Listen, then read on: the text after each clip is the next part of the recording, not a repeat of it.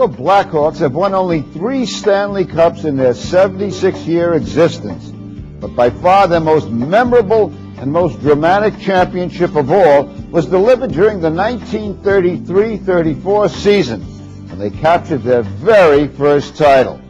The team was led by one of the most unusual pairs of stars in Windy City history. One of them was goalie Charlie Gardiner, who entered the playoffs concealing an ailment that would cost him his life after the tournament was over. The other was Harold March, the smallest man in the league and with one of the best nicknames.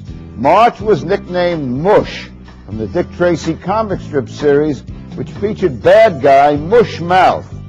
To Chicago fans, he was known not as Harold March, but Mush March to one and all. Charlie Gardiner was merely known as the best goalie in the NHL.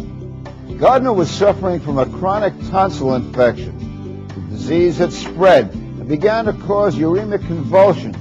However, the goaltender pressed on, and the Hawks reached the Cup Finals to face the powerful Detroit Red Wings. The best-of-5 series opened in Detroit, and the Blackhawks won the first game 2-1 in double overtime. In the second, also at Detroit's Olympia Stadium, the Hawks ran away with the game 4-1. When the teams returned to Chicago for the third and what appeared to be final game, all hands were ready to concede the Stanley Cup to the Blackhawks. But it was not to be Charlie Gardiner's night. His body was racked with pain, and he prayed that he might recapture his physical condition of years past.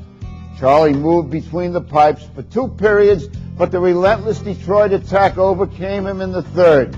Detroit won the game 5-2. Gardiner collapsed on the bench in the dressing room minutes after the final buzzer, but recovered quickly enough to realize that psychologically the Blackhawks were collapsing without him. Summoning all the strength at his command, Charlie peered across the room and said, "Look, all I want is 1 goal next game. Just 1 goal, and I'll take care of the other guys."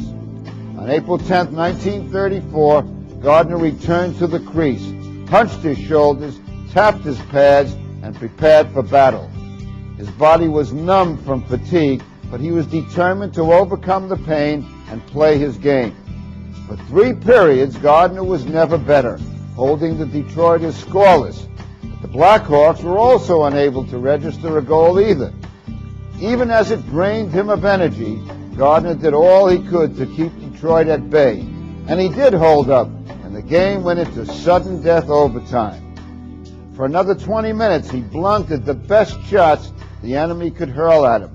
But his teammates could do no better, and a second sudden death period was required. Flames of pain burned his insides as he tried to concentrate on the black rubber disc. The overtime had begun again, and for 10 minutes there was no resolution. Suddenly, little Mush March of the Blackhawks took command, skating into Detroit ice.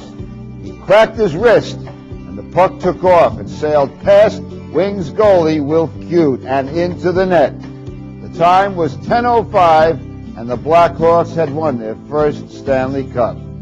Gardiner hurled his stick in the air and just barely made it back to the dressing room under the backslaps of his teammates. The roar of the crowd had hardly subsided when Charlie was taken to the hospital. He underwent brain surgery, and following the operation died on June 13, 1934, at the age of 29. It was a tragic end to a brilliant career. But Chicago fans still had Mush to cheer about with their scrappy young forward who would skate with the team until 1945. All things considered, Chicago's victory in 1934 was one of the most remarkable in Stanley Cup history.